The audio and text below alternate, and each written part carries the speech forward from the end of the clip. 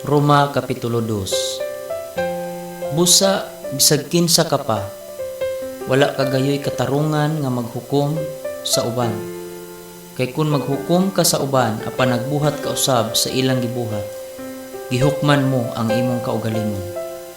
Nasayod kita nga gipasikad sa kamatuoran ang hukom sa Dios batok sa mga tao nga nagbuhat niining mga butanga. Nagtuo ka ba nga makalinggawas ka sa silot sa Dios kung gisaway nimo ang gibuhat sa uban apan mauusab di ay ang imong gibuhat?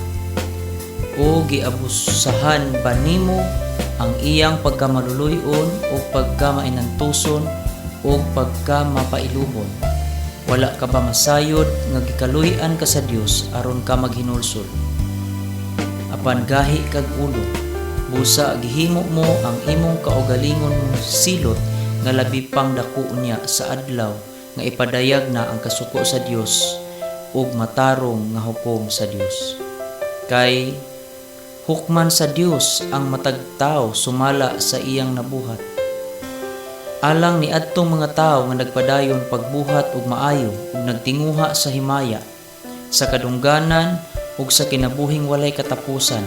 Hatagan sila sa Dios sa kinabuhing dayon, apan ipahamtang sa Dios ang iyang kasuko ug kapungot ngadto sa mga tawo nga naghunahuna lamang sa ilang kaugalingon ug nagsalikway sa kamatuoran ug magbuhat sa dautan.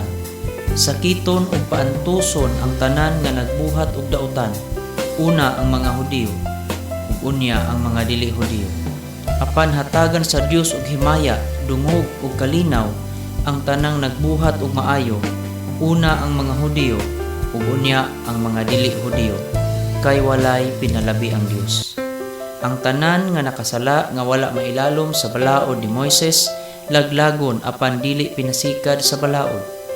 Ang tanan nga nakasala sa ilalom sa balaod hukman pinaagi sa balaod, kay dili pinaagi sa pagpamati sa balaod nga ang mga tawo mahimong matarong atubangan sa Dios, kundili pinaagi sa pagbuhat sa gisugo sa balaod. Ang mga dili Hudiyo wala mailalom sa balaod, apan kun sa kinaugalingon nilang paningkamot magbuhat sila sa gisugo sa balaod, kana nahimong balaod alang kanila, bisan tuod wala sila mailalom sa balaod.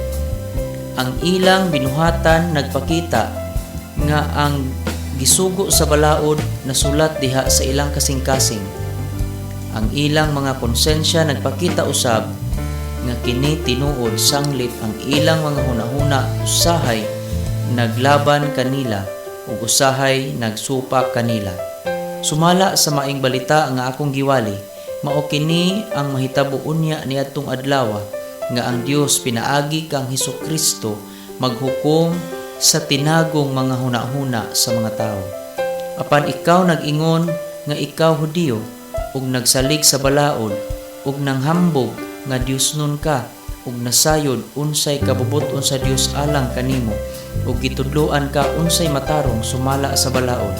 Nandikuro ka nga ikaw giya sa mga buta, kahayag sa anaa sa kangitngit, magtutudlo sa mga buang-buang ug sa mga walay alamag.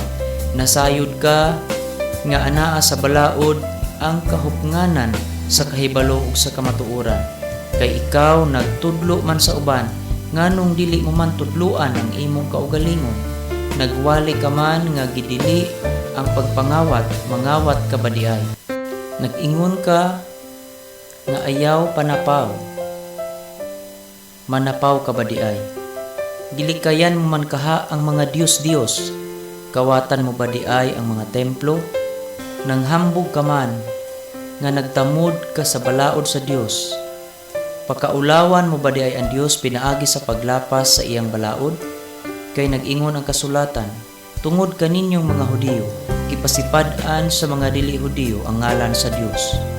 Kung tumanon mo ang balaod, magpulos ang imong pagkatinuli, apan kung lapason mo ang balaod, maayo pa lang nga wala ka magpatuli.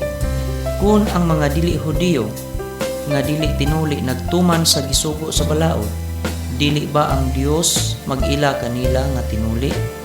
Ug kadtong mga dili tinuli apan nagtuman sa balaod, maghukom kaninyong mga nagtamod sa balaod o mga tinuli, kay gilapas man ninyo ang balaod. Kay ang matuod nga Hudiyo dili kadtong sa panagway lamang, o ang matuod nga pagkatinuli anaa sa gawas o sa lawas lamang.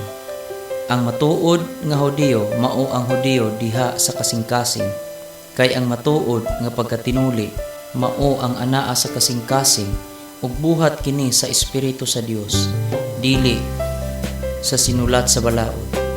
Makadawat kining tawhana og pagdaay gikan sa Dios, dili gikan sa mga tao.